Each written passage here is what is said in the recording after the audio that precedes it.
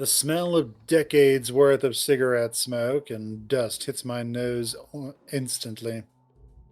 Daxton coughs, trying to muffle himself as we see the shadows of various patrons throughout the dimly lit bar. Everything near everything near the counter is illuminated up with a sort of green tinge, while the rest of the establishment has red lighting. Well, well, in places it does have lighting. I've never been inside a restaurant or bar this dark before. The walls are mainly decorated with faded 1950s beer advertisements, and a mounted CRT monitor near the entrance looks to be streaming an old cricket match. I don't see any bartenders or waiters. Nobody is behind the bar. Huh? Daxton half speaks, half whispers. Huh? Hmm. Maybe we should take a seat, so it doesn't look like we're gawking. Yeah, good idea. We move towards the closest table to the entrance. The location leaves us completely enshrouded in darkness. I mean, I'm completely bright and everybody can see me, but Daxton, he's just two blue eyes in the darkness. There's a lamp above us, but it looks broken. The copper wiring hanging out where the bulb is supposed to go. I haven't seen Flynn yet. Have you? It's hard to see in here. I sort of assumed salamanders had better night vision. No, not yet. Squinting, I try to get my eyes to adjust to the darkness. Two large figures get up from their bar stools and head over towards the pool table, each grabbing a cue. They both appear to be equine, middle-aged and male, decked out in polo shirts and slacks. The two wouldn't look out of place in a country club greenway, but here they stand out something fierce. I hate to break this to Chase, but he's probably just stumbled into a gay bar and doesn't know it. It might be called the Stud or the Eagle. I realize that there Probably. isn't. Yeah, I realize that there is a much smaller person behind them. A Finnic girl with big, lengthy head fur that goes down to her shoulders. One of them, the one in the teal polo with a beer gut, sets out a rack of pool balls on the table. The other horse with a red polo and graying muzzle fur speaks up, shaking his head and pointing towards the balls in the triangle. I can't make out everything, but it sounds like he's insisting that the 8 ball always goes on top. The teal shirted one lets out a dismissive noise, making a point of placing the 8 ball somewhere in the center of the rack. I feel my phone buzz in my pocket. Quickly reaching down, I check the message. It's from Leo. We're all gonna hang out at your hood tomorrow at 2. Would be good if you came. I sigh. That same welling of guilt takes hold in my chest, like stones in my ribcage. What texts from the evil X? I glance up at Daxton in surprise. Salamander having turned to face me. Again, I'm robbed with how fucking eerie his bright eyes. Again, I'm wrought with how fucking eerie his bright eyes sticking out in the blackness and staring right at me is.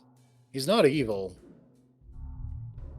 You folk all get super angsty every. You folk all get super angsty every time he texts you. Like, an ex is just that, an ex. You don't got to worry about them anymore.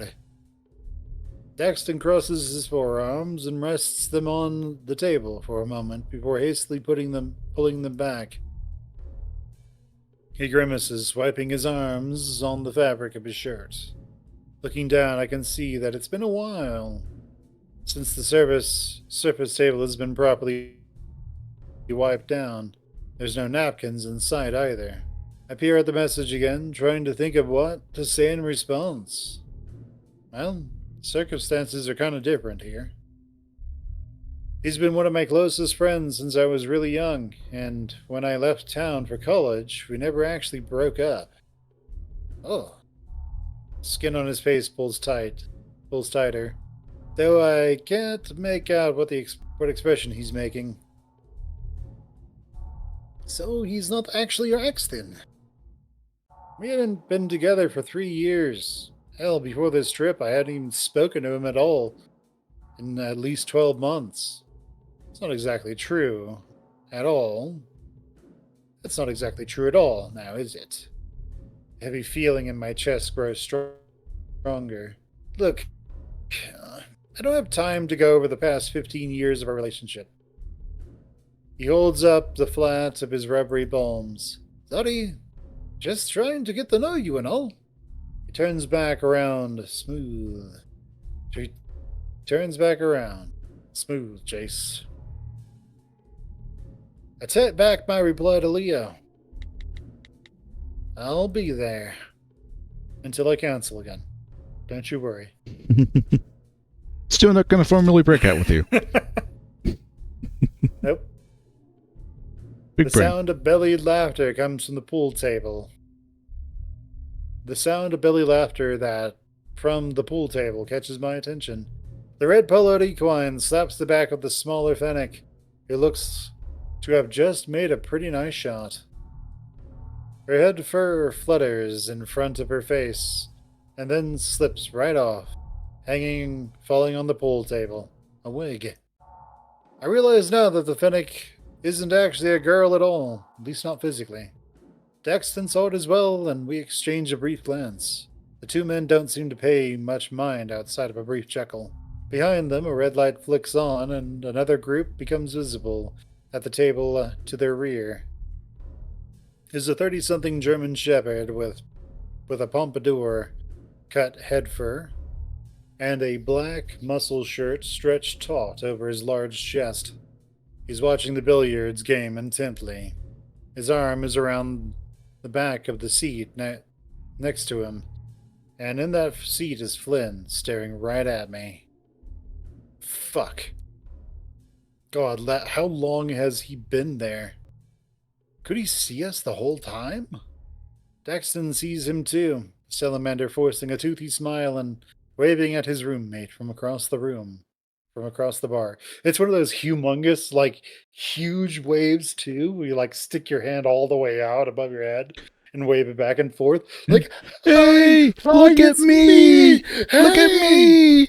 Look at me! I'm Mr. C. I'm Mr. Meeseeks. Look at me!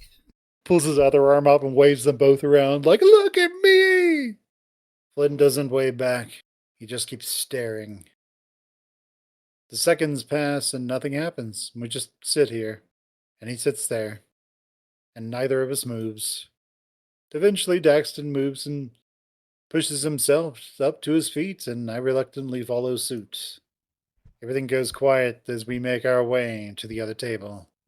I feel a little tingling sensation around my whiskers that goes all the way back to my spine. See, I had this trans Finnick, and you had these two gay dudes, and they were nice. Everybody was having a good time. I don't belong here. Are you sure about that, Chase? This could be a very nice place to be. Yeah. Could have a lot of fun. I can't tell if the pool table group is looking at me, but it feels like they are. Well, holy shit. Would you look at that? Actually, do you want to do this voice or me? Yeah, I'll do him. I'll do his voice. Well, who? Pussy. I'm gonna try to do like Johnny Bravo. Oh, well, well, holy shit! Would you look at that? An otter in my water.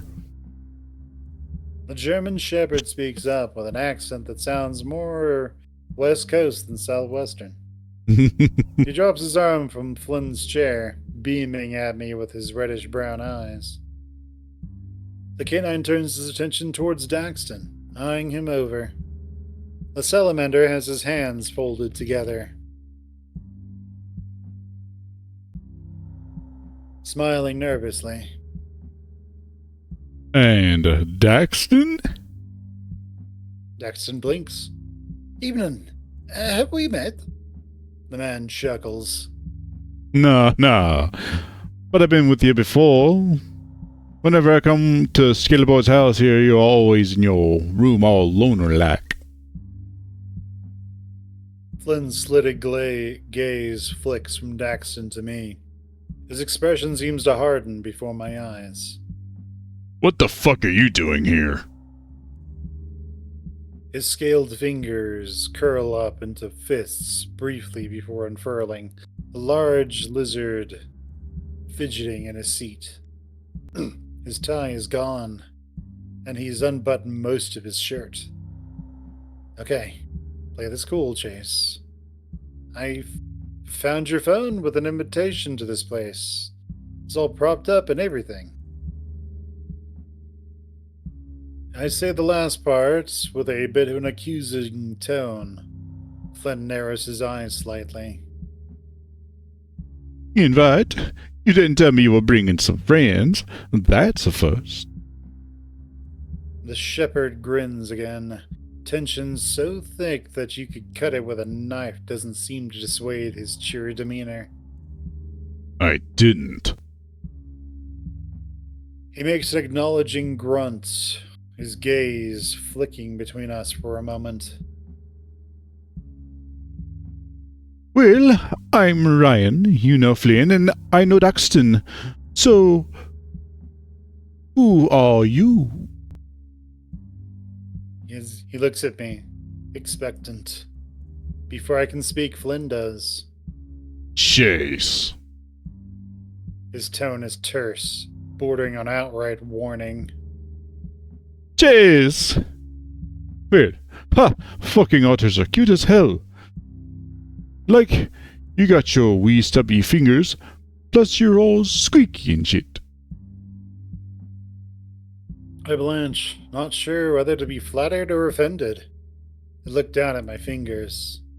Brian just grins, the red light glistening upon the enamel of his fangs. Take a seat, you two. Good to see Skillboy actually has friends. Daxton looks down at one of the red fabriced chairs with a wary demeanor.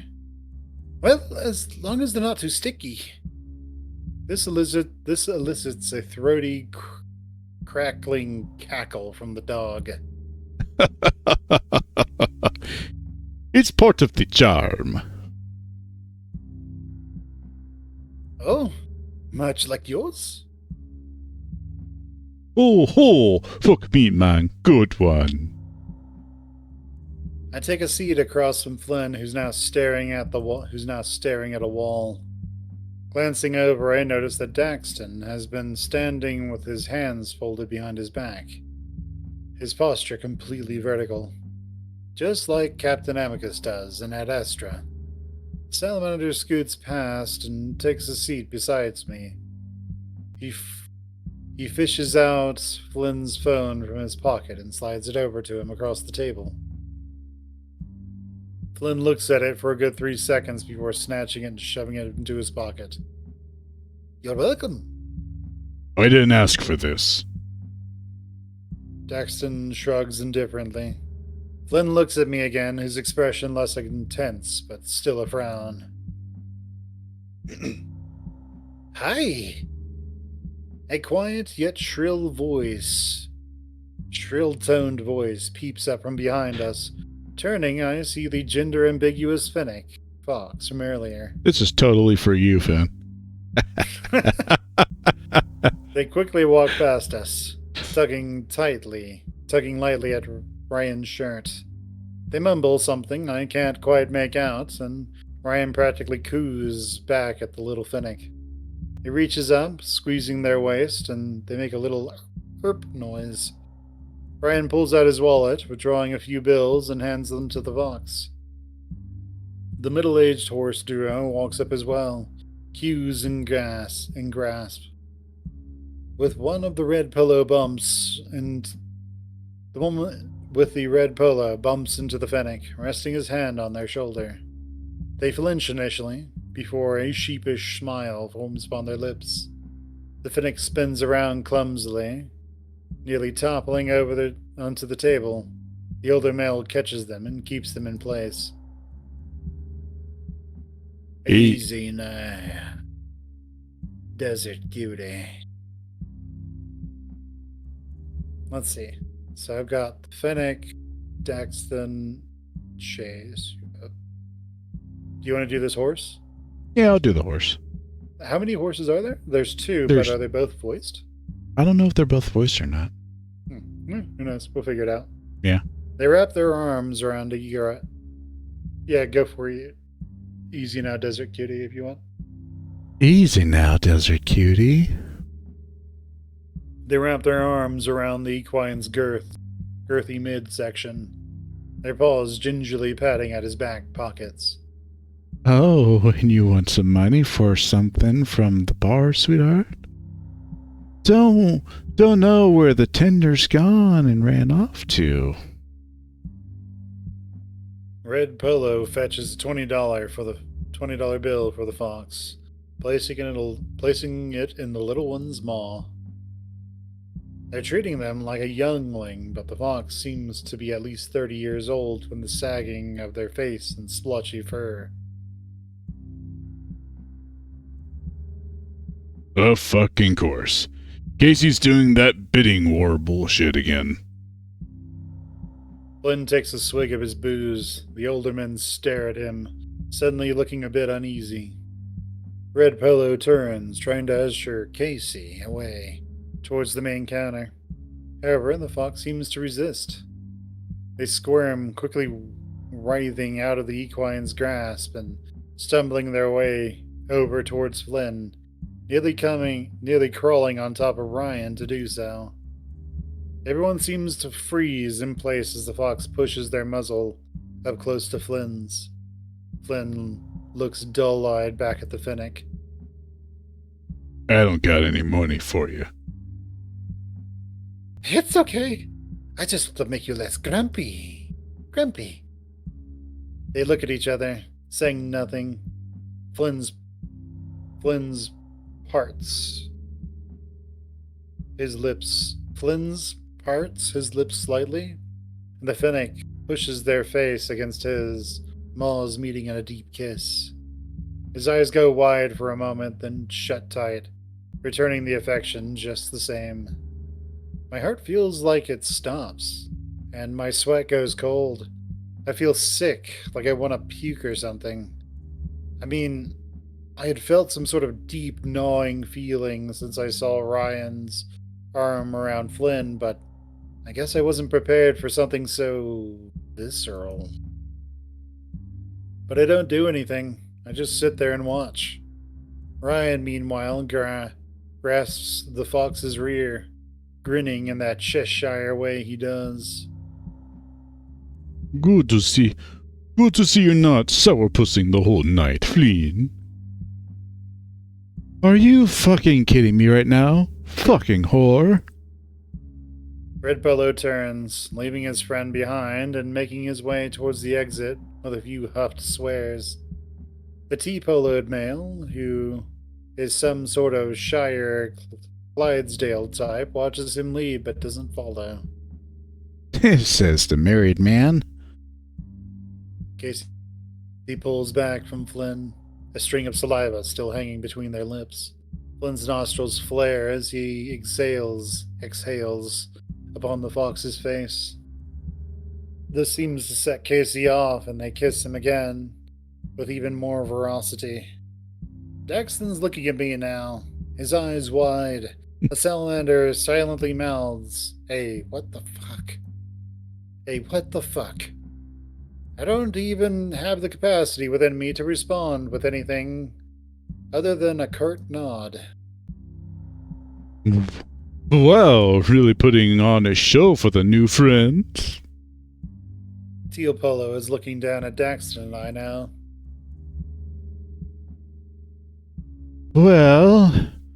Noting the festivities, you youngins wanting a drink or something?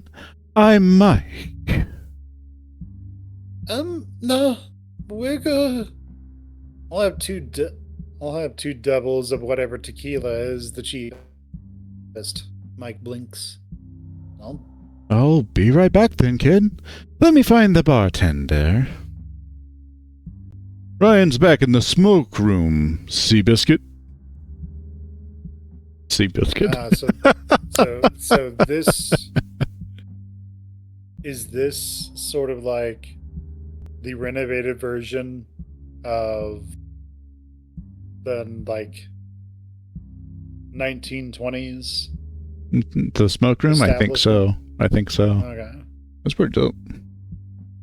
Uses his free hand, the one not currently groping Fox ass, and points towards a wooden door in the corner of the room by a potted plastic saguaro. I think that's a cactus. Yeah, it's a cactus. It's the big ones that kind of look weird in Arizona. They have those like arms that come off and stuff. Yeah, they wave at you. The one that looks like I don't remember what they're called for Final Fantasy, but like that cactus. Oh yeah, the cactus monster, yeah. Yeah. The smoke room. Mike gives Ryan an uneasy look. I get the impression from his demeanor and the casino wristband he's wearing that he isn't a local. Well, I'll be right back then. He forces a smile before turning and heading towards the aforementioned smoke room. Ryan crosses his legs, letting his head roll from side to side before speaking up. I think we should head there too, right, Flynn? Flynn and the Finnick part lips again. Tequila looks at me before responding. All right. Man, what's wrong with you? All eyes shift to Daxton now. Flynn grunts. You don't get to fucking judge me, creep ass. Watch me jerk off at night, but can't stand the sight of me macking on someone? For fuck's sake. The round-faced salamander jaw goes slack. Oh, you've been busted, Daxton. Watching and not helping out's a real grave offense. What? What the hell are you even talking about? Daxton looks to me. I say nothing, thinning my lips. You know what I'm talking about. I truly don't. Hey. Well, let's not play he said, she said. All right, Daxton, Chase, you like to party? The dog reaches into his pocket. The Finnick turns from Flynn, biting their lip as they begin to lean in on Ryan's shoulder. They wiggle their hips in such a manner that Flynn gets a face full of fuzz, Tequila sputtering a bit. I'm reminded of long bus rides home with Jenna and Flynn back in junior high. Not that Jenna acted anything remotely like Casey, though. Flynn would be the aggressor, pulling at her fur and making native jokes until Jenna would donk him right on the nose with a biology textbook. Ryan withdraws a small plastic baggie with about six tiny spheroid dots inside. They look kind of like that expensive pebble ice cream they sell at theme parks. I had always wished Carl's parents would start selling that stuff, but they said it was just a gimmick and that it doesn't make ice cream taste any better. He opens the little baggie, placing one of the pebbles on the eager Finnick's tongue, then his own. German Shepherd rises to his feet. He's large, but as tall as Leo. He extends the baggie to Daxton and I. Before I can respond, Flynn interjects, swiping the baggie and closing it before handing it back to Ryan. Yeah, nah, fucker. You were deciding for them? Bit rude, my man. This shit ain't addictive unless you're depressed or something.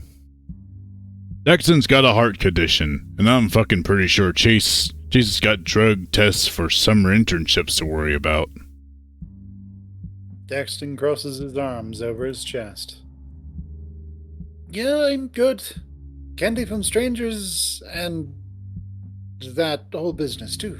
Speaking of, Mike comes out of the corner door. Mike comes out from the corner door with 2 drinks in his grasp. He has a sort of blank expression as he sets them down in front of me. You have fun back there? Ryan quickly deposits the baggie back into his trousers, pushing his chair in. Flynn stands up as well. They didn't have time for fun. Had to tend to Kid Boozy here. Kid Boozy? That sounds like one of them urban rap types. You spit rhymes, Chase? Ryan chuckles. I look down at myself, then back up. Fuck no, he doesn't. I've seen Chase do cowboy poetry back in school. Not a pretty sight.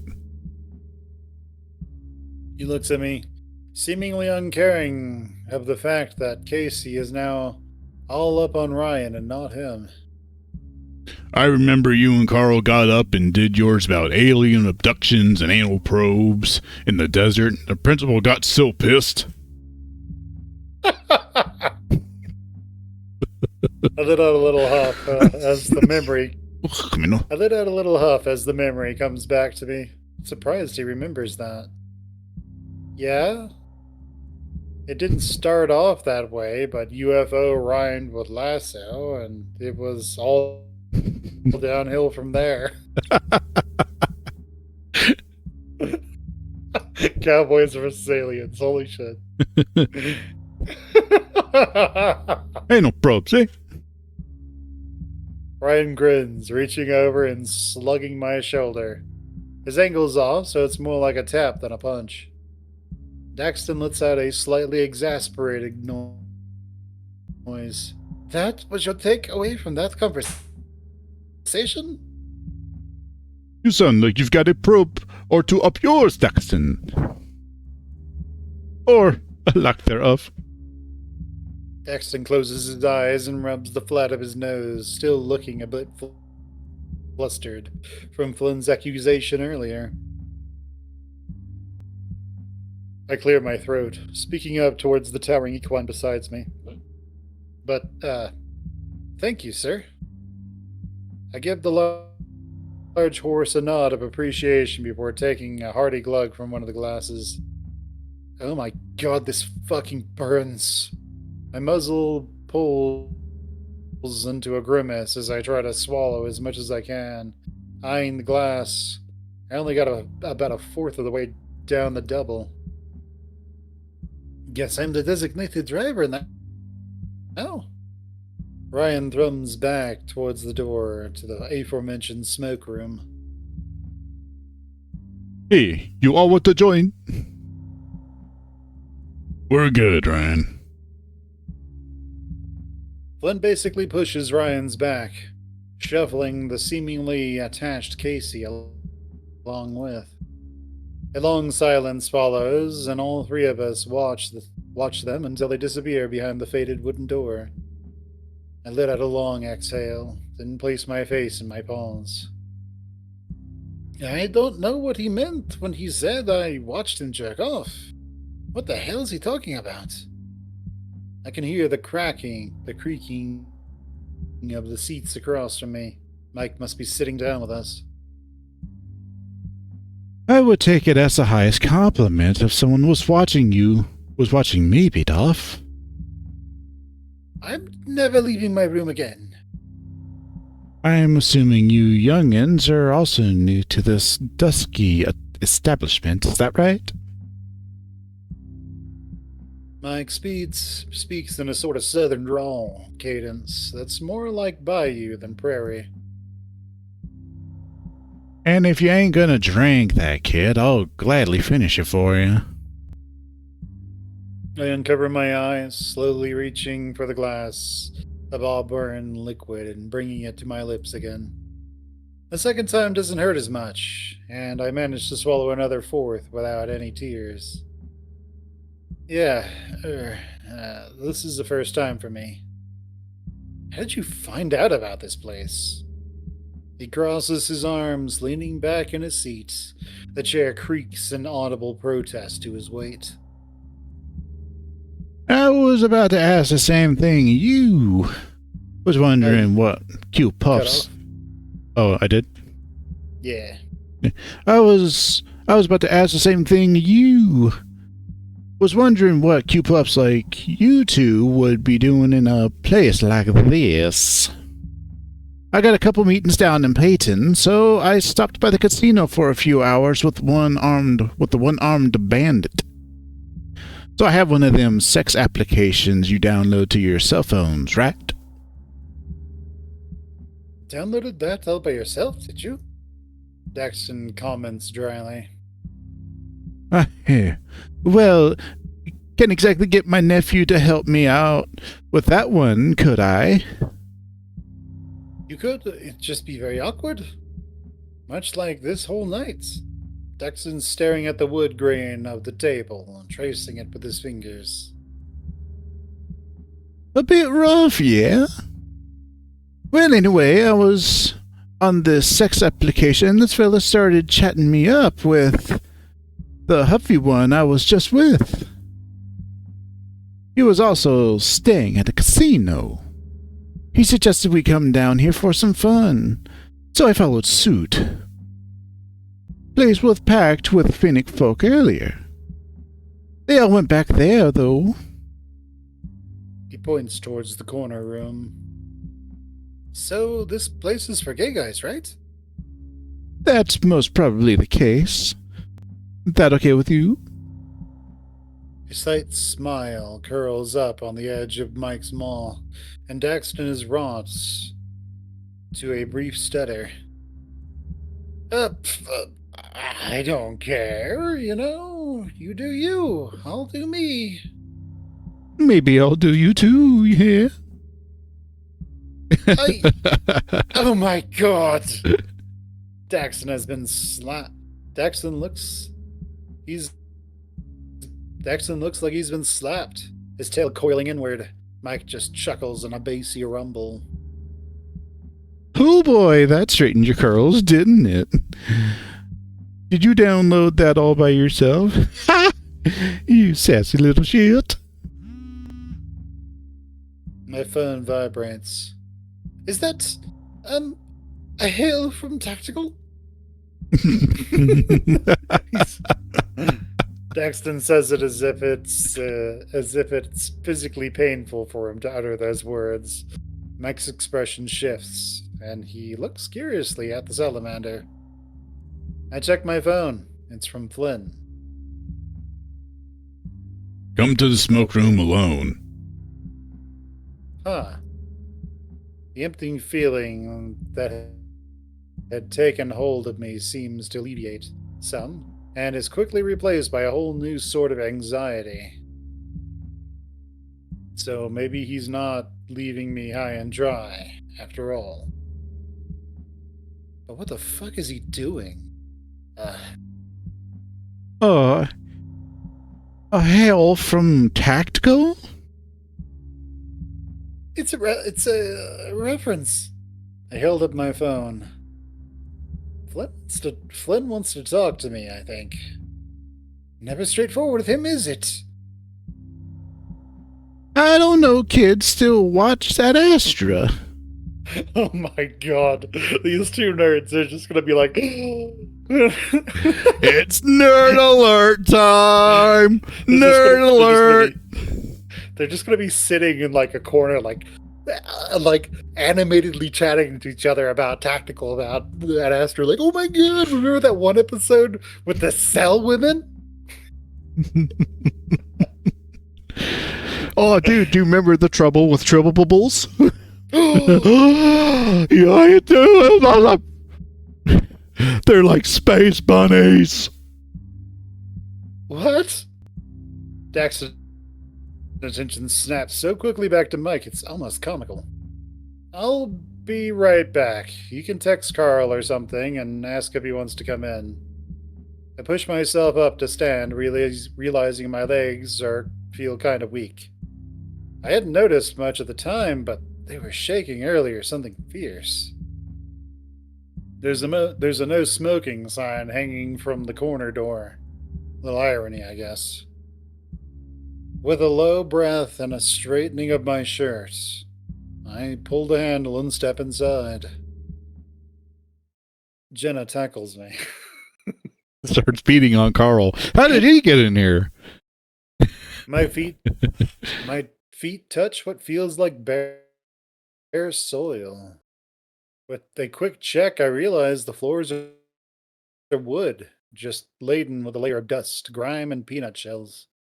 The smell of spilled beer, cigarettes, and sweat com- is a combination of the likes which I've never smelt stronger. I turn, and Ryan is only a few feet in front of me, standing in the middle of the room with Casey. They're fucking. Flynn's next to them, his shirt open and belt undone. The light pulsates on and off at infrequent intervals. Everything goes from pitch black to lit up bright, and of course, there's not a window to be seen. I hear ambient voices around me. A decent amount of people are here. Most of them are completely naked. Behind Flynn, gay porn plays on a crooked mounted television screen. Speakers and subwoofers rumble with the bassy drone of bizarre music. Silhouettes of people dancing in a limp daze. The flickering lights make the shapes look like rag dolls flailing in stop motion. The lights begin to strobe red, and it's overpowering to the senses. Too much to bear. I grab the end of my tail, squinting through actual smoke. Flynn? My voice comes out more pathetic than intended. The music's so intense I can't tell if I'm being loud or quiet. Everything goes black again. I hear a clap and a cry, followed by a baritone voice. I think that's the wolf, by the way. This is what you want. Did Flynn say that? There's a glint in the darkness, and I know it's Flynn's eyes. He's not looking at me. His eyes may be aimed in my general direction, yet he's not actually looking at me. But the guy behind him is. Oh, oh, fuck, yeah. Ryan cranes his neck some, looking towards me with that big old grin. His long tongue hangs out the side of his maw. Oh, hey, Chase, come here. I've never been beckoned by a guy currently balls deep inside someone else, so I'm pretty hesitant to obey. Flynn turns away from the duo, facing me. His expression sort of reminds me of how he got when his aunt was talking to him in City Hall. His eyes are a little more open than usual. His jowls are pulled back along the sides of his snout to show his teeth. So, you showed up. Flynn limply gestures to his surroundings, right as Ryan bucks hard enough into Casey to elicit a loud moan. Casey curls their feet against Ryan's own, the only clothing still on their body being stripped, thigh-high fabric tights of some sort. Ryan, meanwhile, is still fully clothed aside from his red prick sticking out from his fly and into Casey. A small crowd has gathered to the left side of the room around something.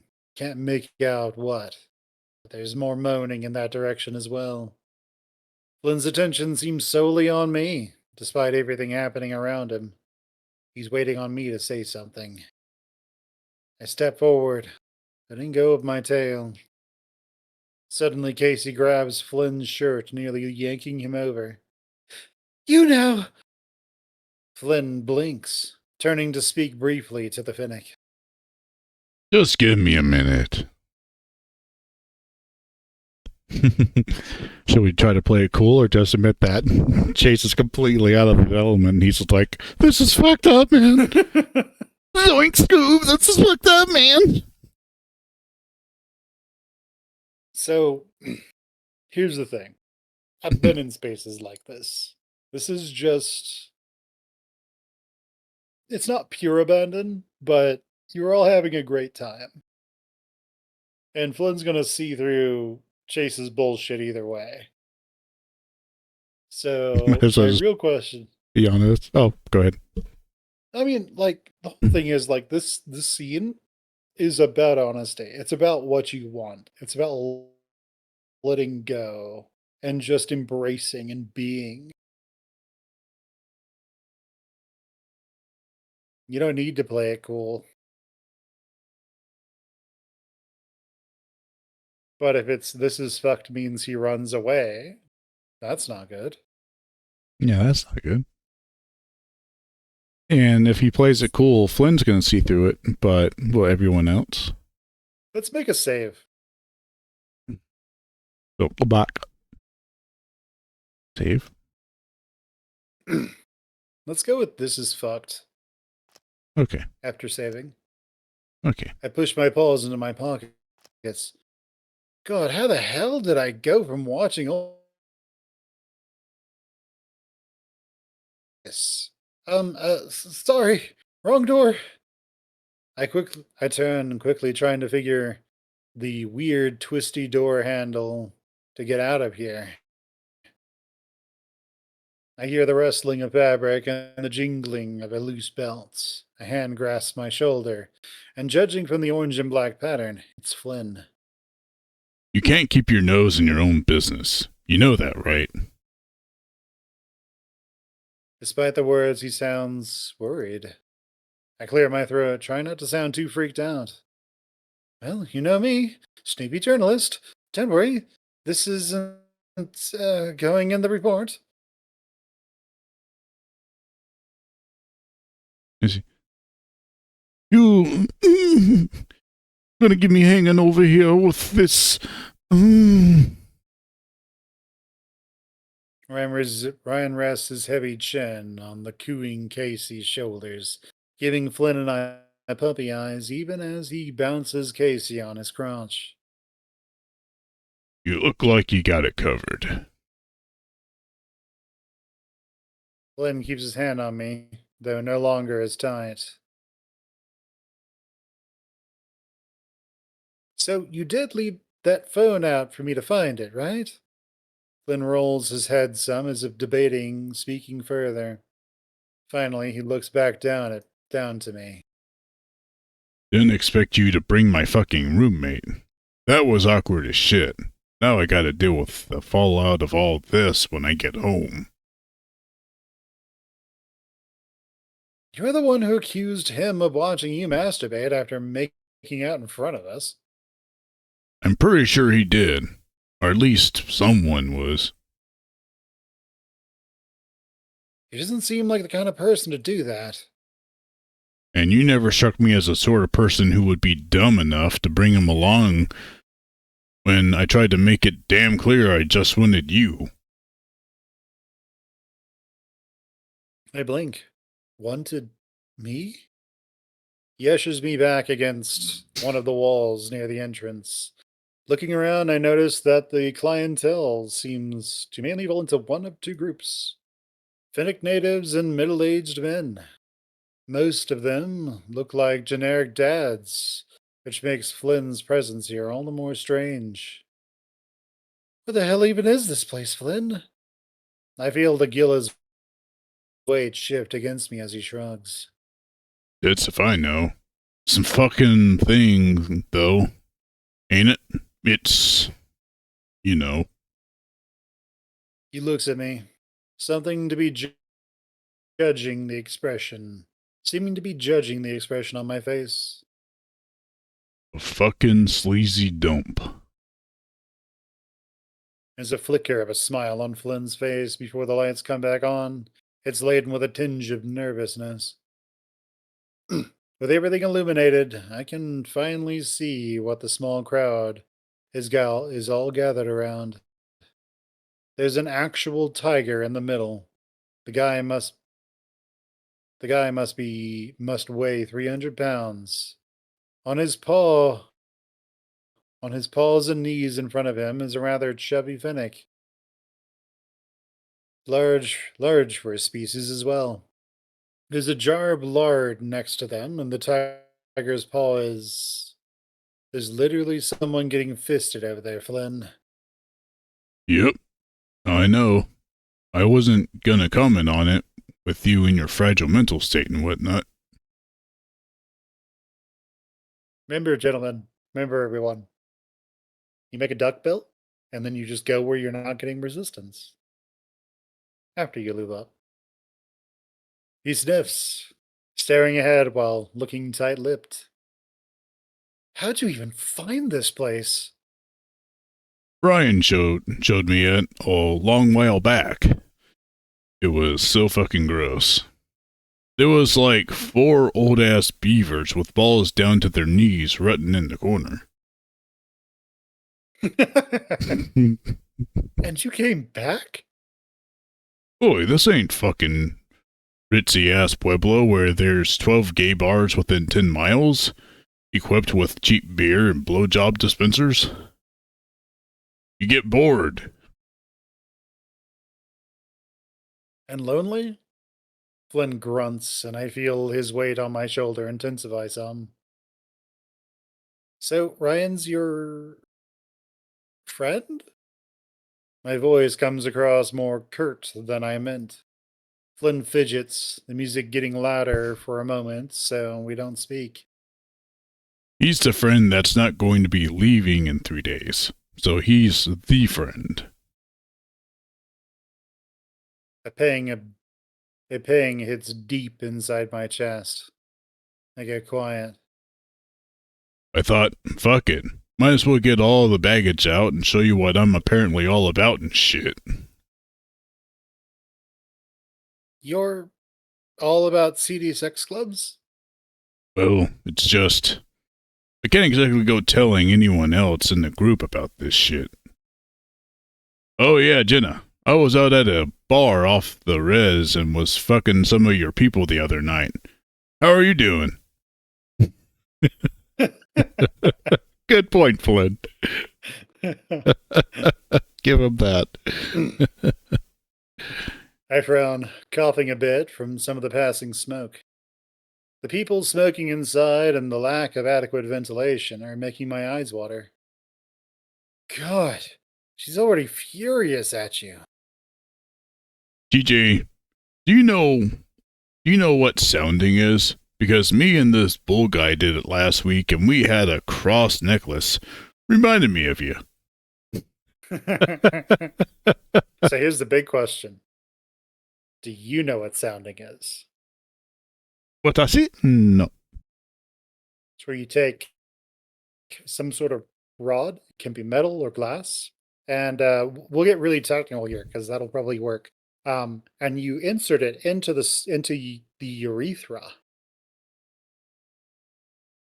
And if you do it right, you could either just go to the base of the urethra, or you could angle it. And I don't know if you can get to the prostate gland with it. I don't know if that's dangerous or not, or if you can actually do that. But I mean, considering it's just a straight line, probably. Hmm. But it's evidently very fun. I see. I see. I find myself also so for everybody who's watching this who does not know what that is and is interested, make absolutely certain that you use medical grade lubes. You do not want a UTI from that, and you will most likely get one if you just use whatever random lube that's filled with bacteria that you have around. You do not want one of those. And make I found sure myself cracking a half smile. that you God. sterilize whatever you're sticking there with fire. Make sure it's good, piping hot. I mean, make sure it's clean. I mean, that goes without saying. Yeah. I find myself cracking a half smile at the hypothetical conversation, even if the other half of my face is still a grimace. Ugh. No way. You don't actually do that, do you? The large Gila harumphs. I wasn't the one getting it in my dick, if that's what you're asking. I'm a lizard. We don't got big urethras. That's disgusting. Flynn shitters a bit himself. He doesn't usually laugh at his own jokes, and his tone is actually a bit sheepish. So that's where my missing handheld stylus went? No, that was probably Carl. I used one of your parents' cantaloupes for getting off back in junior high, though. Don't remember if I threw it out or not.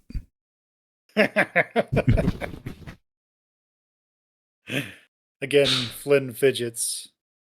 I can't say if I've ever seen Flynn so damn angsty.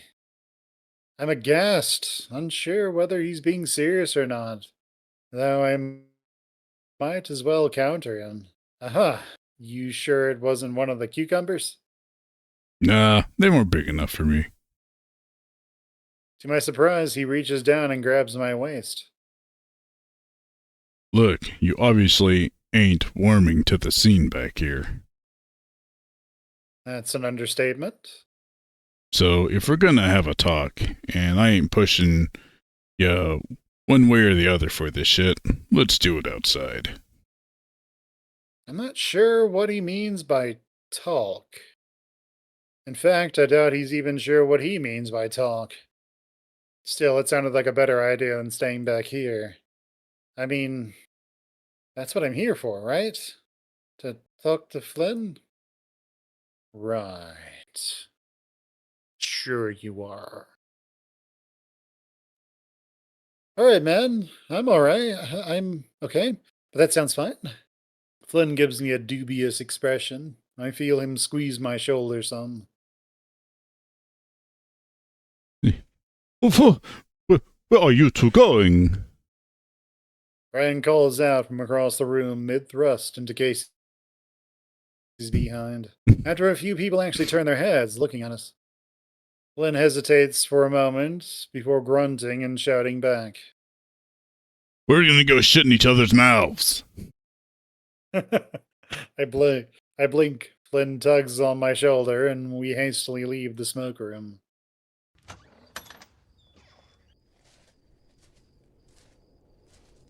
Oh, ha, have fun!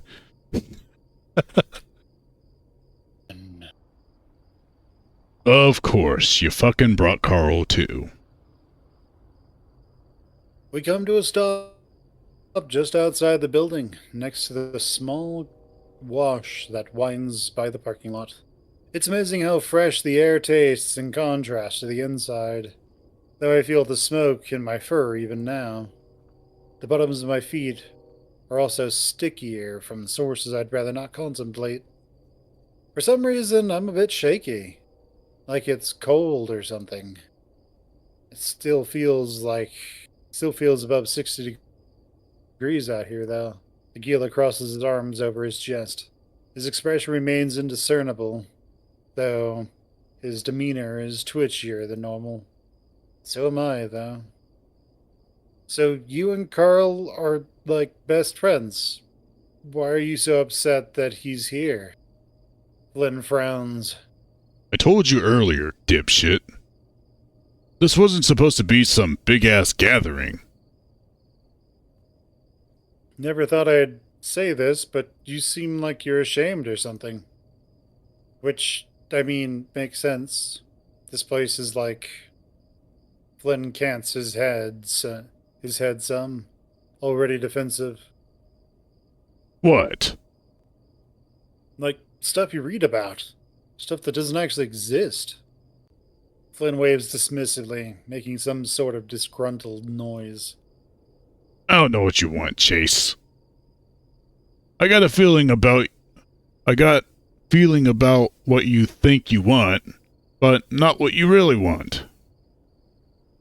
So tell me what you think you want, and I'll go from there, alright, tit dirt? I dip my paws into my pockets, not sure what to say. Despite the darkness, I can tell Flynn is staring at me with some sort of unyielding gaze. So, I guess we're not going to shit it in each other's mouths then? He snirks through style, though stifles himself quickly. He knows I'm dodging. Look at me. Flynn bumps his knuckles beneath my chin to ease my head up. I flinch instinctively. I realize my nerves are more shot than I thought. Calm your shit. He drops his hand. I see his gaze flick to the side, then back to me. Please. That catches me off guard. I let out a big breath of air, tugging at some of the fabric inside my pockets. The only person I've ever had sex with prior to this break was Leo.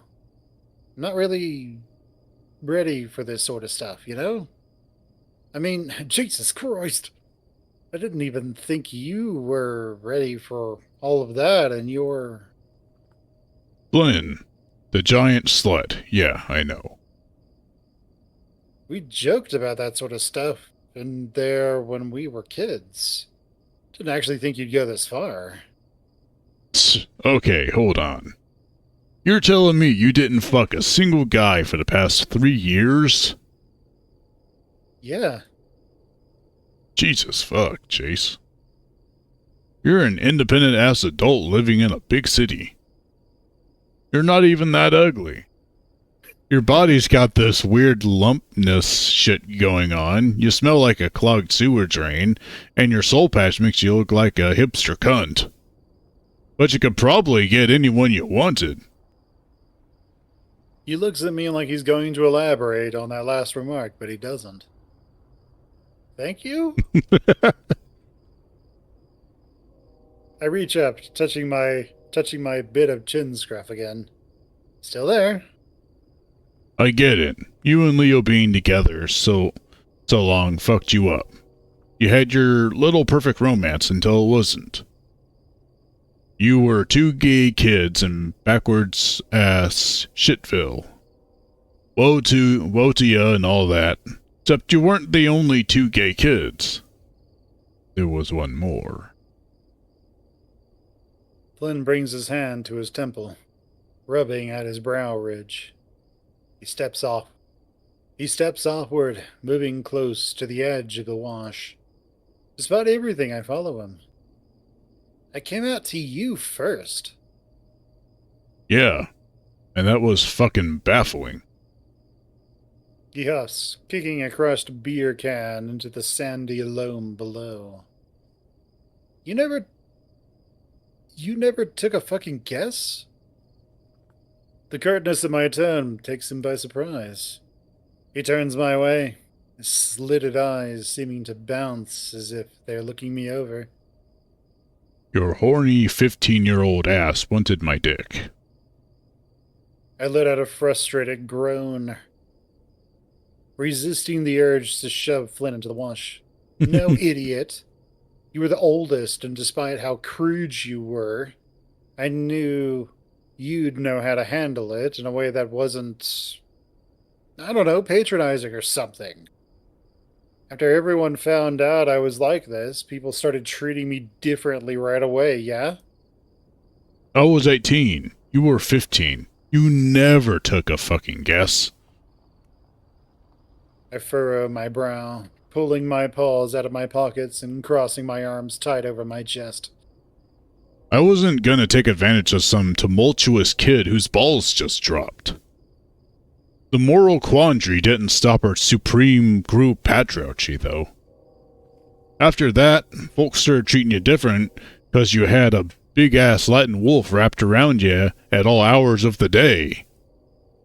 Whinge your ass off about that all you want, but you two were fucking just the worst with that PDA shit. Leo bitches about how the group started splitting when we got older, but it wasn't his own damn fault. Who wants to be around that fucking stuff every day? I curl my paws into fists. I don't think I could take Flynn in a fight, but a clean punch to the jaw is starting to feel more and more worth it. Oh, Chase, don't sell yourself short. So that explains it all, then. Gay stuff disgusts you. You think you're disgusting, so you cling to places like this because it's what you think you deserve. I just my arm out, pointing to the dilapidated red building beside us. You're a self-hating prick. Flynn stares ahead, going quiet as a large semi-truck passes by on the nearby highway. Something seems to change in him, like a switch being flicked. After a moment, he blows out a long breath of air before simply shaking his head. Fucking way off mark. Aren't you supposed to be a journalist or something? You two ignored all of our asses. Carl was your best friend, and you just fucking dropped him the moment you started riding the dick of Mr. Football. Did wonders for his self-esteem, really. You turned out just peachy, yeah? Oh, and TJ. Oh man, what a bunch of victims you two were to his just overwhelming Christian persecuting. Flynn don't be saying bad words in front of him. He's very delicate. Yeah, I'm the bad guy. But you two took some sick pleasure in insulting him and his nice-ass family because of what he is. Even though you two knew damn well he nor his family has anything close to ill will for us dirty sodomites. Then there's Jenna. Remember when you three all used to hang out at Leo's whenever shit got real fucking awful for her? Remember how they just stopped when you two started learning your dicks could go in each other's asses? Remember how shit got worse and worse for her? Remember when she changed her name? Remember when Adam killed himself and her dad did that thing? Flynn steps towards me, hunching down nearly a foot to meet me at eye level. Heard you at least found some time to give her a ride out of town when she finally had to run away, though. Since you and Leo were fighting that weekend. See, when Leo and I fucked, you didn't see him cooing about it to everyone in earshot for the next week. I feel my chest going tight. What? Flynn rises to his full, unhunched height. Without another word, he turns and walks past me. What do you mean? My heart pounds and I follow. Where are you going? He rounds the corner and I try to catch up, but my foot latches on a root. I slide forward and feel my fur scrape the bark. My full body flips somehow and my tail strikes the ground first, bending back and launching me forward like a spring. Next thing I know, my whole body is in the air before I feel the dark, sandy ground of the wash bed beat my face. My ears ring and I feel blood begin to seep from my nose. I lay there unmoving. As I shut my eyes and I feel a sting within them, I realize I haven't cried in a long time.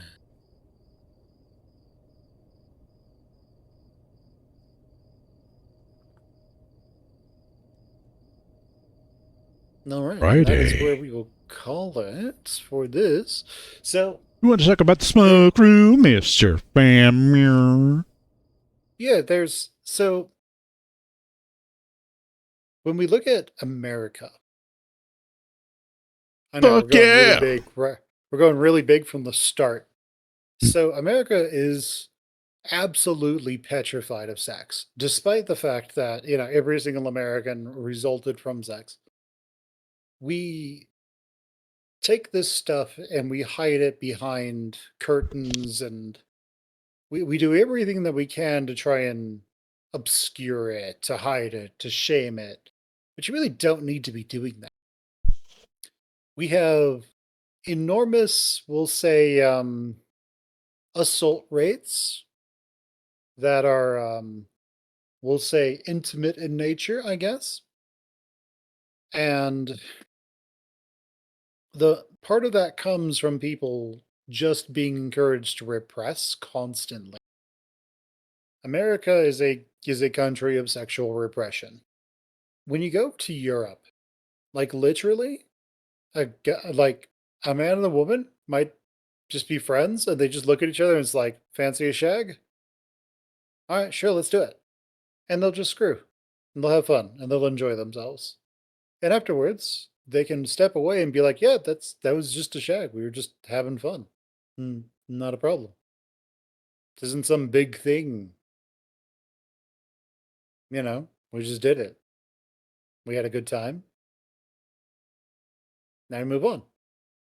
And it doesn't like destroy their relationship. But in America, because there's so much shame and so much stuff about this that seems like it needs to be hidden, you know, stuff that can't be in the daylight at all. It all has to be hidden. It all has be behind closed doors.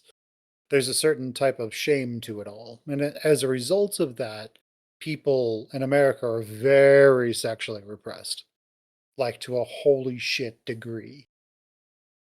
The thing is, here's what's really entertaining about this. So let's compare that to, say, Japan. Now, those of you who know something about Japan know that they are like erotic stuff is just out in the open. It's just everywhere. Like you'll go and you'll see like an anime character or a model, and their ass and tits are just hanging out. And it's like, oh, okay. And this is, but at the same time, it's like, look at this. This is great. Human figure is perfectly fine. Nothing to be ashamed about. Now, I'm not saying that they go as far as like the smoke room, but they have their own clubs for that. There is a degree of this which is sort of hidden in almost every culture. But there is something that's kind of important, which is that people who accept who they are sexually, who accept who they are, in gender and everything, they end up much happier because they're not repressing all of that. They're willing to say, this is who I am, this is what I am, and this is what I want.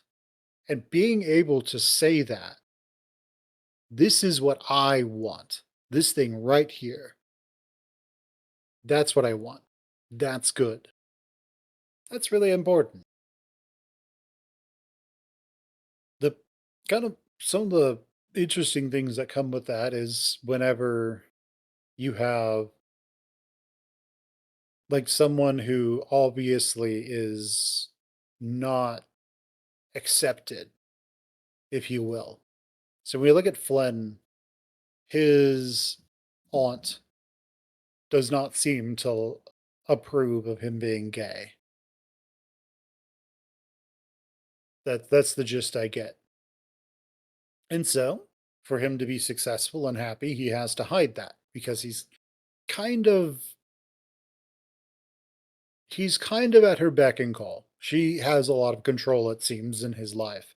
That's probably how he has the house that he has. It's because his family is able to pay him probably very well to do this job and have that house. But if she decided that she didn't want him there, she wanted him to just go away. Maybe he's the black. Maybe he's the Black Gilla of the family. Then she probably could, and he'd probably be screwed. So there's a certain amount of like self acceptance, and when you line that up with expectations of what's around you. So, what are places like the smoke room with all of this in mind? Okay, so it's a secret place where really you kind of have to be told that it's there. And then once you learn that it's there, you kind of have to be invited into it. It's not a space that most people are going to be interested in. Well, it's not a space that most people are going to stumble into. Now, let's talk about gay dynamics for just a second. So, we look at most straight relationships.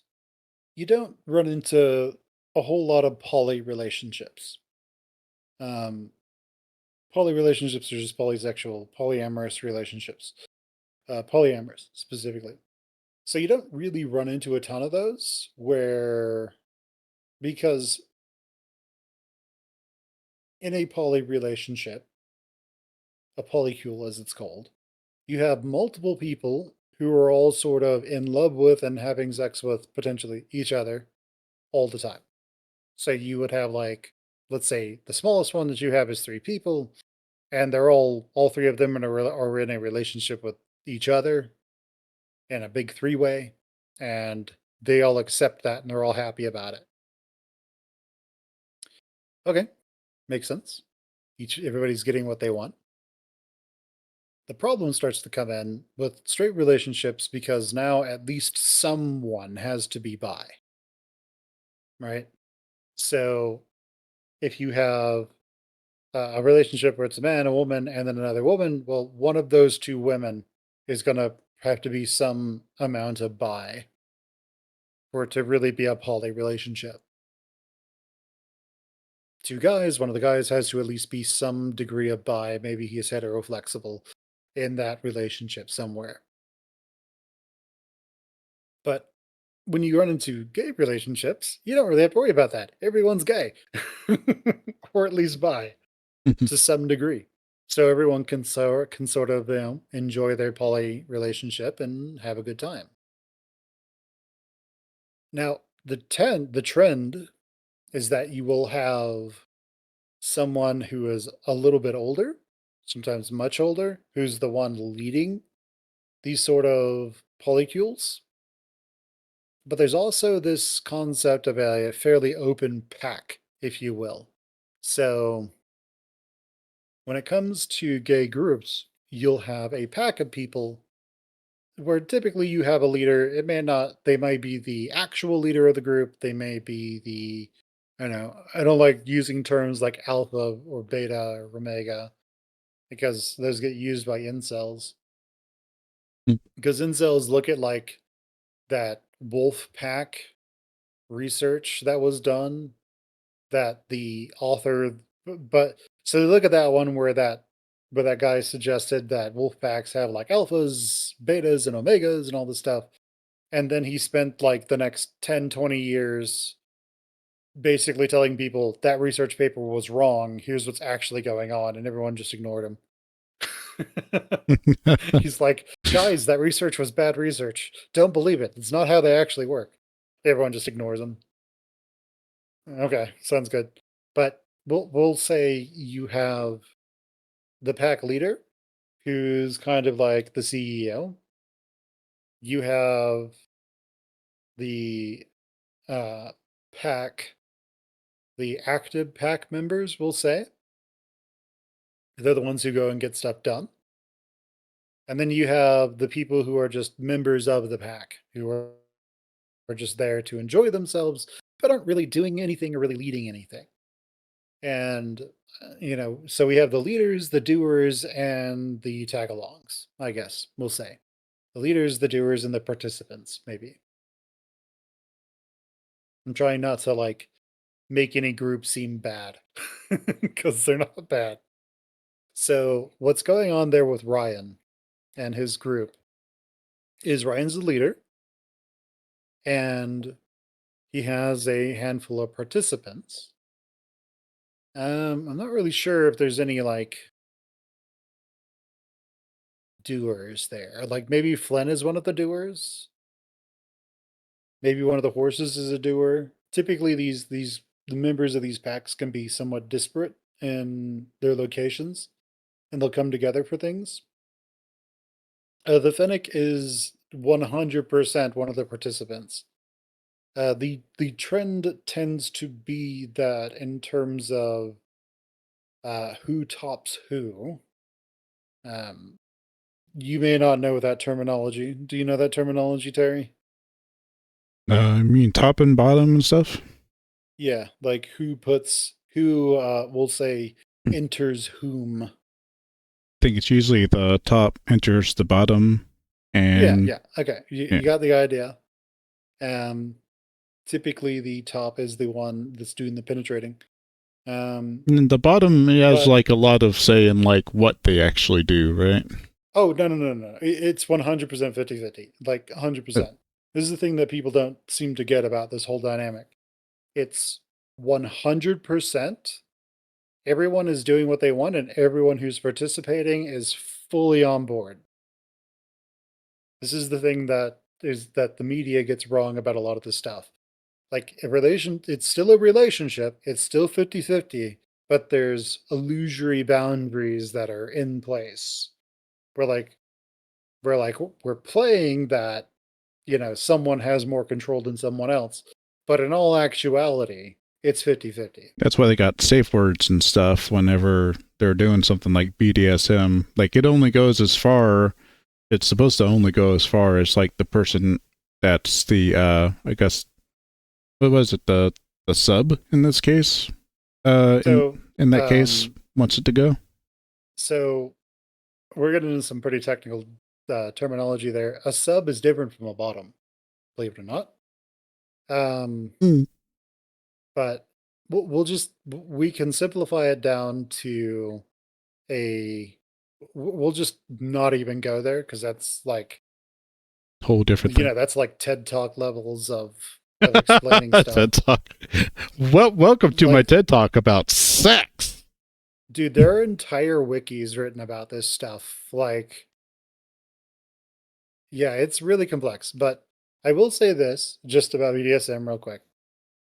If you, dear viewer, are ever interested in that area of we'll say intimacy with another person, I highly encourage you to find munches. That's sort of like a BDSM get together, meetup. That's about that specific thing you're interested in. If you're interested in rope bondage, 100% go to a munch that is about rope bondage. I cannot stress this enough because right now you're looking at ropes and thinking, oh, yeah, I know what I would do. I know how all this works. I can guarantee you have no clue unless you've been to a munch and you've been doing it properly. So I'll give you a fantastic example and then we'll go into a sad example. So when you think about tying someone's arms up, maybe you're going to tie them up or something and have some fun. Well, you're probably going to use two granny knots. Those, you make a knot, you exit, and then you exit again. Cool. Here's my question for you. How tight can the rope be? What happens when the rope needs to come off really quickly? Like maybe their hands are starting to, I forget the technical term. Their Getting hands are numb. starting to turn blue. Oh, Cyanosis, I think is what it is. uh, Maybe they can't feel their hands, or when you touch their hands are kind of cool to the touch. Okay, how do you get the rope off quick? Oh, you don't have a knife for that? Oh, rookie mistake. So you sit there and you start untying, this knot. But what happens if you tied a bunch of these knots all together because you wanted to try something that you saw somewhere and they're all equally taut on each other? And now to basically get a knot off of that hand, you have to kind of undo all this stuff that you just spent 30 minutes setting up. Well, 30 minutes from now, they probably have permanent nerve damage in that hand. Good job. You just did that because you didn't know what you were doing. Fantastic work. We're all so proud of you. So, there's a lot of things about this stuff that you won't know because it's not necessarily immediately intuitive, and it's only stuff that you would understand either with hard earned experience, which usually means either you're getting directly damaged by someone's bad decisions or someone else is getting directly damaged by your bad decisions. Um, um, and a munch can tell you everything that you're supposed to do. Like you're supposed to use slip knots. That's what it is. Always a slip knot. What is a slip knot? You tie it like a granny knot, but instead of the second granny knot part, you instead leave a tail. Or you tie the knot in a way that makes it so that you pull one string, the entire knot comes apart. No granny knot needed. So there are ways to tie things, for example, just going over rope bondage, where if someone's hand starts feeling kind of cold or numb, or they start telling you that it hurts, you can pull one string, their hand is free. And circulation's going back there, no nerve damage, nothing. Right? So, like, people who are new, again, go with the idea of rope bondage. They might buy really small ropes because that's good, right?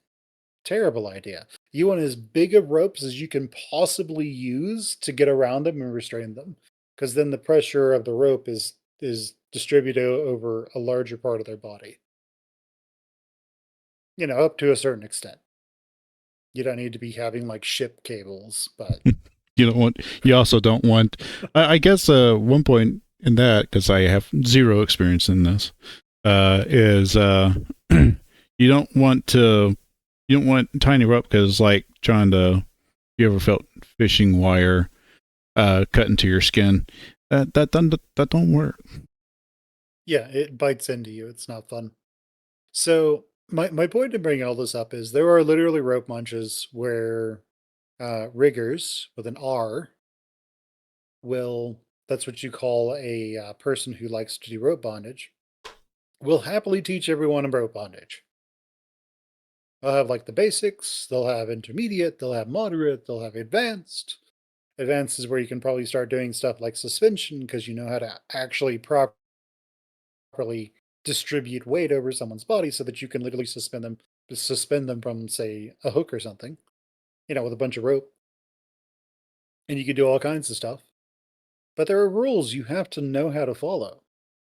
The ones that go to the story that I'm talking about right now is one, never leave them alone. Because once you have them tied up properly, they literally cannot get away. If you leave and don't come back for 2 weeks, they're dead. Okay? The other one is actually go to a munch and learn how all this stuff works. 3, have some sort of safe word or gesture that you will be there to understand. And 4, always use things that make it to where you can just quickly free somebody instantly. So, why do I bring this up? There was a lady several years ago, husband and a wife. She was the husband and the wife. She had dissociative identities. No, no, no. Okay, so there was this married couple, and well, they went and they saw 50 Shades of Grey or something, and they thought that's really sexy. So they go to the hardware store, they buy some quick ropes, they buy this, they buy that, they go home, and she ties up her husband. Fully satisfied with her handiwork, she says, okay, well, I'm going to go to the store, I'm going to get something, I'll be right back. Enjoy. She comes back from the store, he's dead.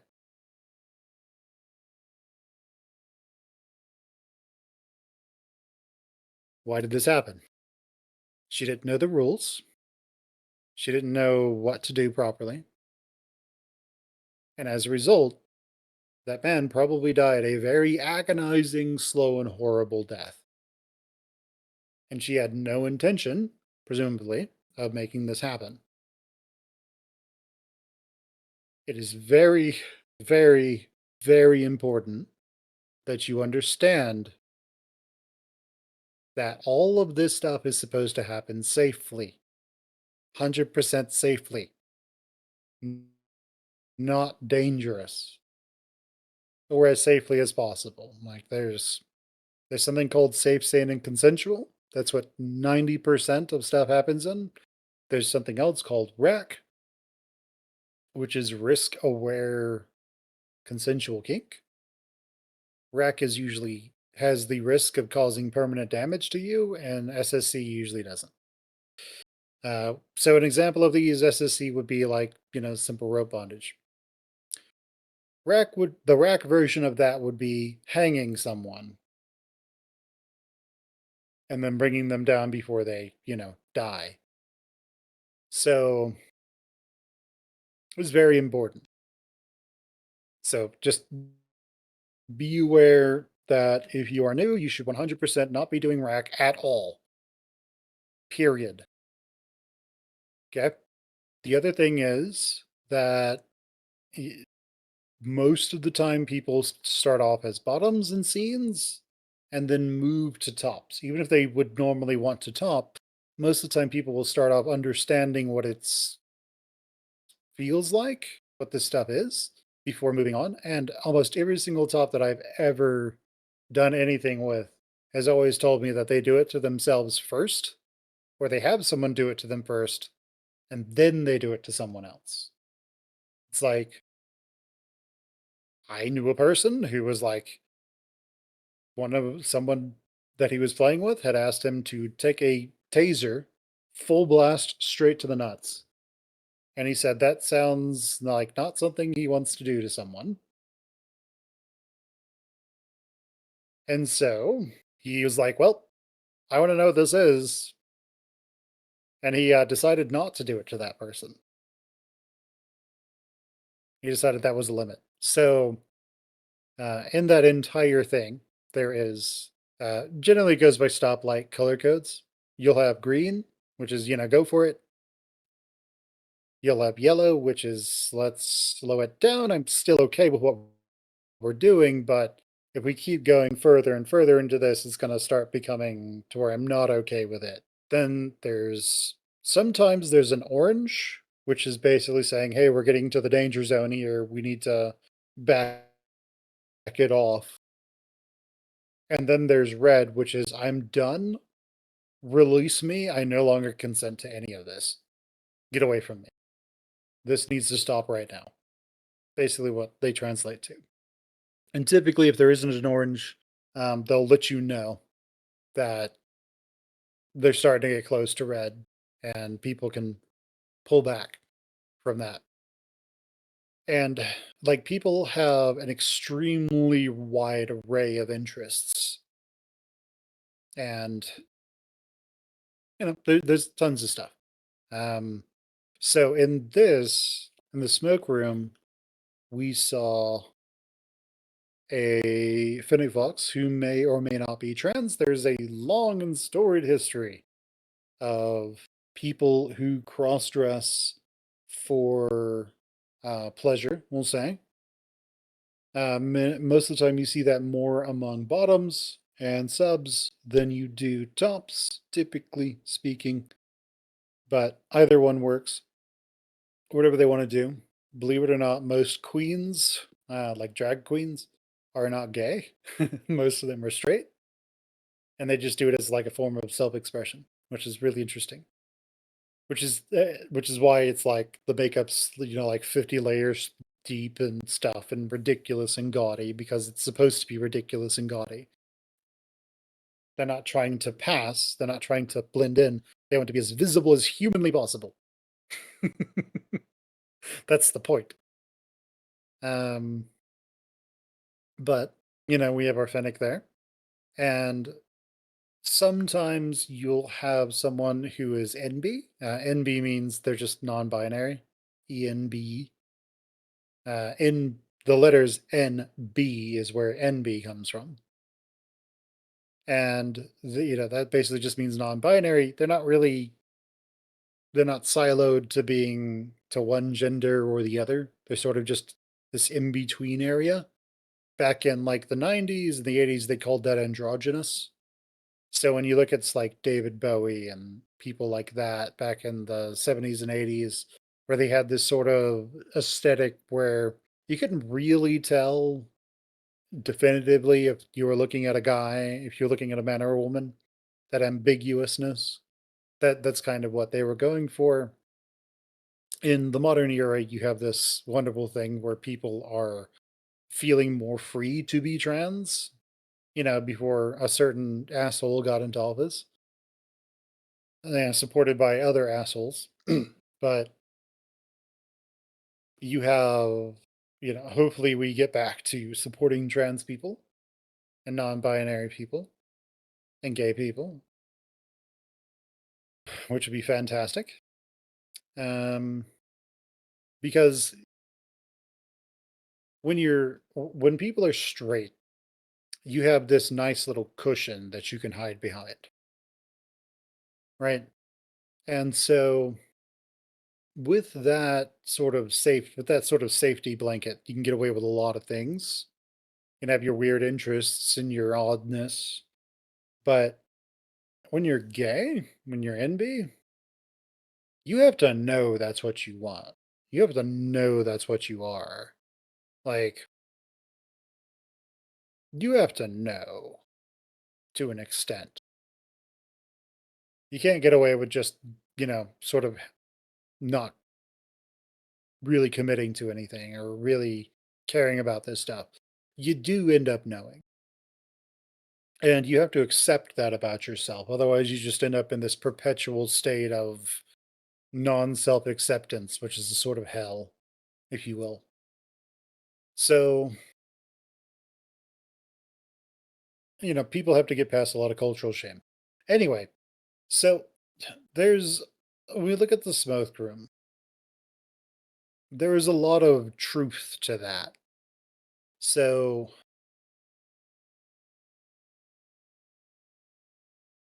imagine you have something where you take all the social mores and you just remove them. You can do what you want. No one here will judge you. No one cares. You are here now. Enjoy yourself. You don't need to hide who and what you are. If you want to be a bottom, go be a bottom. Enjoy getting um, loving how you wish. I'm trying to dodge censors here. Enjoy whatever it is that you want and have a good time. It's really all it is.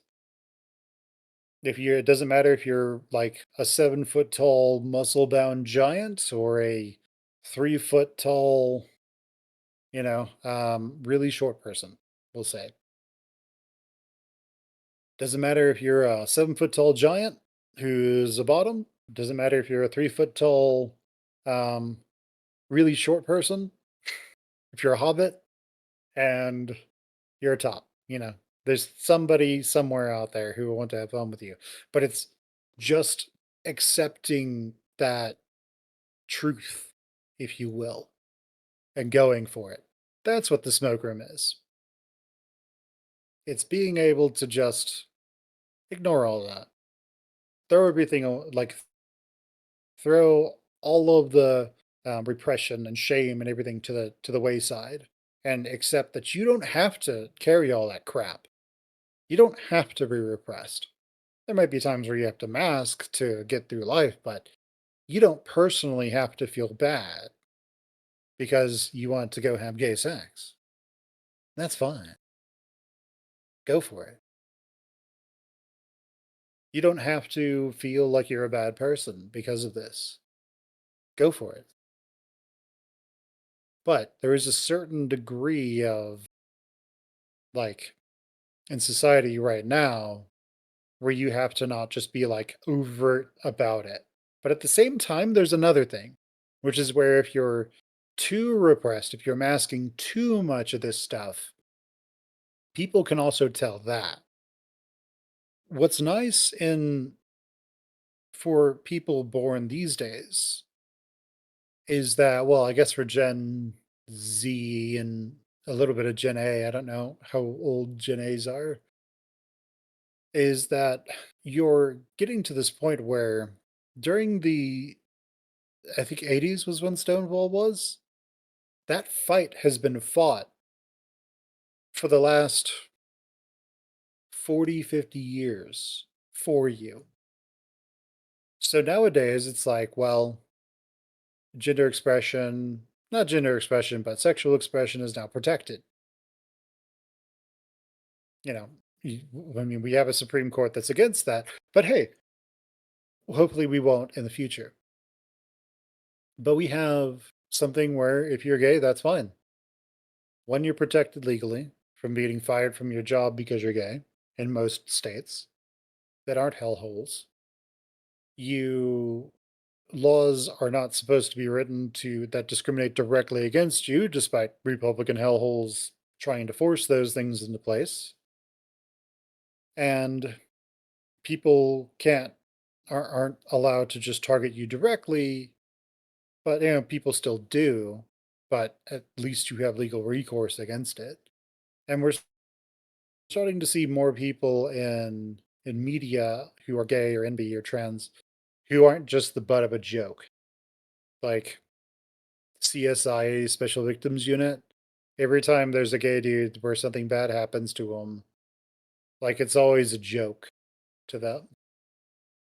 But that's starting to go away. We're starting to see more stuff in the indie sphere where you have gay and bi or NB characters, trans characters, who are not just there to be mocked. So like we start like Helba Boss, Has Been Hotel, these are pretty big ones nowadays. Is starting to show up and they're getting bigger over time. Which is good. But the smoke room is truth. That's the thing. It is accepting who and what you are and going for it. So that Fennec Fox puts on the wig, and what they are basically telling everyone is they're a bottom. They want to just enjoy. Typically, you'll have ones like that where they're willing to just kiss and love everyone who they've accepted as one of their tops, and they just go for it. It's all reckless abandon. It's great. It's wonderful in its own way. It's terrifying for religious freaks. Religious people will say adherents because their entire thing is all about control and like limiting what you can do, limiting what you're allowed to do, limiting your expression. But these things don't have to be how it is. You don't have to let someone else dictate your life. So about these packs, real quick. So you have the leader, the doers, and we'll say the followers. And typically, who tops who goes down in the pyramid starts with the leaders. There can be more than one, and they top pretty much everyone underneath them. The doers, they top each other and everyone underneath them. And then the we'll say the followers, the participants, they top each other and there's no one underneath them. There might be, there can be, I'm putting into like three solid stacks here, but these stacks are all fluid. There's fluidity between them, but it's fun. It's fine. You're going there to have a good time. You're not like this isn't something where you're going to be punished or hurt. Everyone is there consensually. Nothing's happening that is not consensual. Whenever you hear about something where someone does something that's not consensual, they are either very new and they don't understand, and they will be very quickly taught that that's not okay because that's technically, something. And whenever that happens, they either very quickly make amends or they're not part of that group anymore. Period. Because leaders tend to understand that they need to protect everyone underneath them. And that's really one of the big things about all of this is that when you have that kind of pack dynamic, everyone is kind of watching the back of everyone underneath them. So when they get someone new, everyone's trying to figure out, okay, who is this new person? What are they about? Why are they about that?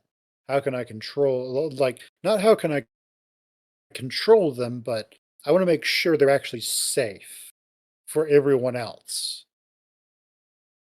If that makes any sense. So, but also I want to welcome them in so that they see this for what it actually is. So it is a really fun thing. Um,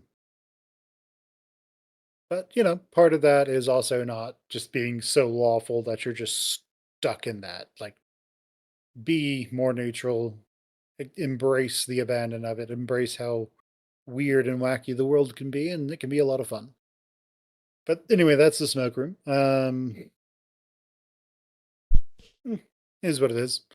But I've been to places like that before. It's a lot of fun. You have a good time. Everyone's there for usually similar reasons. Sometimes you have some weirdos who show up. Usually those are people who are not savory, but at the same time, they tend to get outed very quickly and they tend to leave. Not savory, not good people tend to not exist in those spaces very long. That's good. Um, yeah, once they get outed, they're not there. So in that whole community, there's the actual community itself, and then there's what I like to call orbiters. And the orbiters gotta the orbiters they are either people who are interested but don't want to jump in, or they are people who were in that got ejected and permanently just ejected from it. And so the reason they're still orbiting is they are kind of hoping that they can intercept some of those people who are interested, wanting to get in, and then take advantage of them. Unfortunately, those people do exist. You hear horror stories about really bad relationships and really bad things that happen. But I can tell you the actual community itself is fantastic, and uh, but they unfortunately, I mean, there's the whole thing that they don't have the right to sort of hunt down their bad orbiters and get rid of them, I guess. Depending on how you want to do that, that they don't really have a way of doing that. And they don't want to go and like put restraining orders on them because, it's kind of weird to go in to a restraining lawsuit and be like, well, this person keeps showing up to weird sex parties that I'm part of, and I don't want them to anymore. This person keeps coming to this dungeon in San Francisco that I keep going to, and they have been rejected and told not to come there. It's like, oh, okay, cool. You want that to be public record? All right. So, you know, it is what it is. But yeah, it's about being honest with yourself. And in this, we saw a little bit of that from Flynn. Here's the big thing. So, with these kinds of relationships, one, you have to be honest with yourself because if you're at the bottom, you are very potentially allowing someone to put you in a position where you are completely helpless. I want to just let that sink in for just a half a second.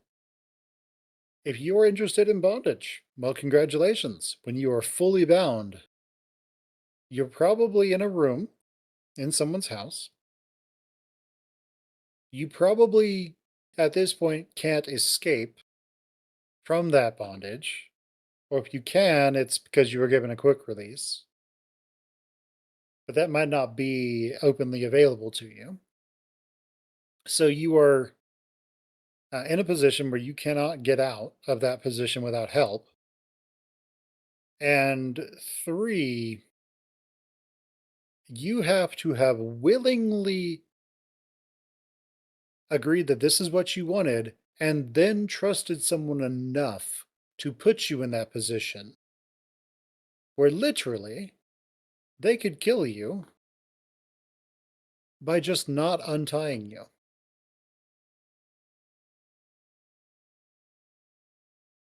Sound good? The only thing they have to do to kill you is just walk away and not come back for a month, and you're dead. There's nothing you can do about it, potentially.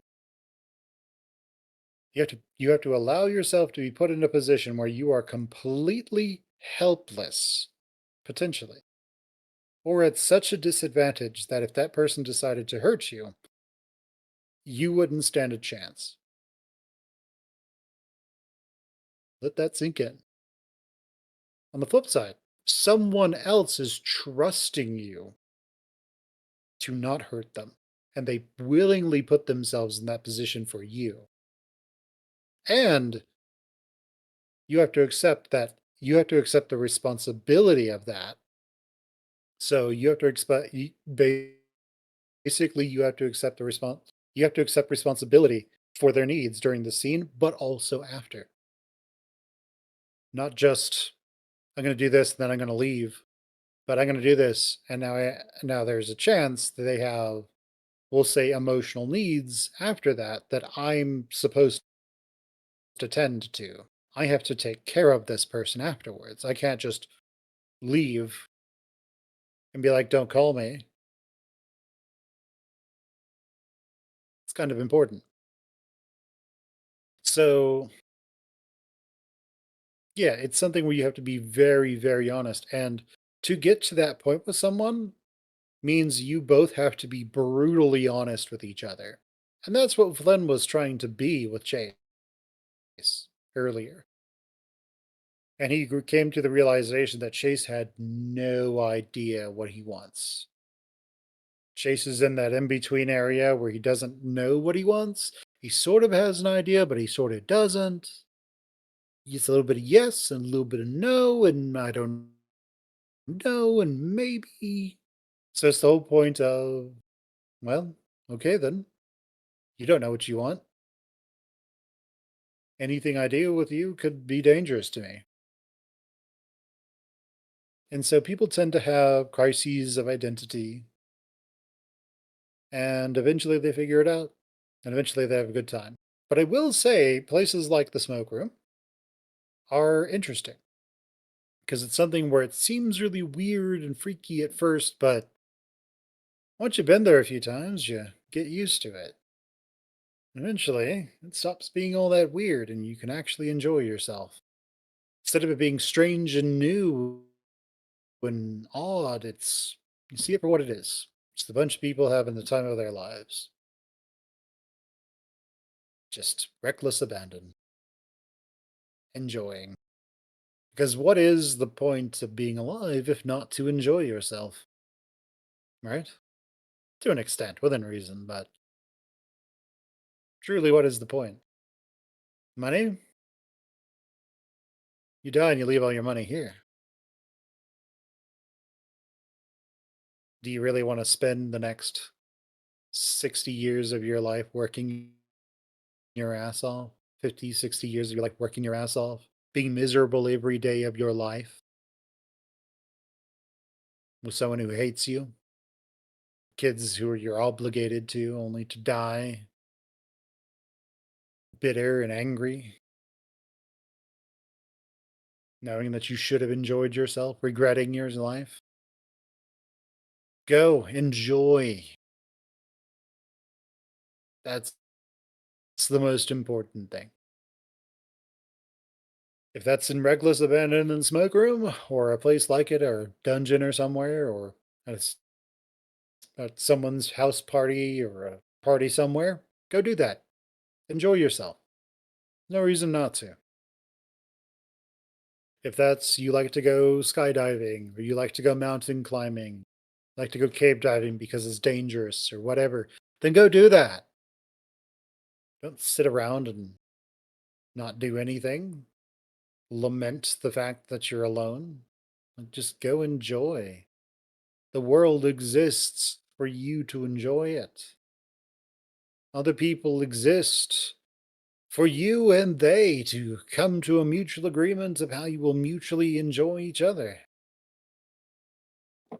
Other people are not the enemy necessarily. Some people are, but most people aren't. It's like that one song, all I want to do is have some fun before I die. So go and have your fun. Go and have your fun, for tomorrow we die. Whatever that tomorrow is. 60 years from now, 10 years from now, tomorrow. It is what it is. Anyway, what do you have, Terry? No, I don't really have anything to add to that because I don't have a lot of experience in that area. I've been waiting just to get in a better place in life before I dived into those endeavors. So, yeah, I have nothing to add. This was very informative, though, Finmir. Thank you for sharing. Indeed. All right, and with that, this has been a 6-hour stream. A little bit longer if we include the other one before we had to restart OBS. So, I think we'll catch you guys later. Thanks, Bye, everyone. everyone. Bye, everyone.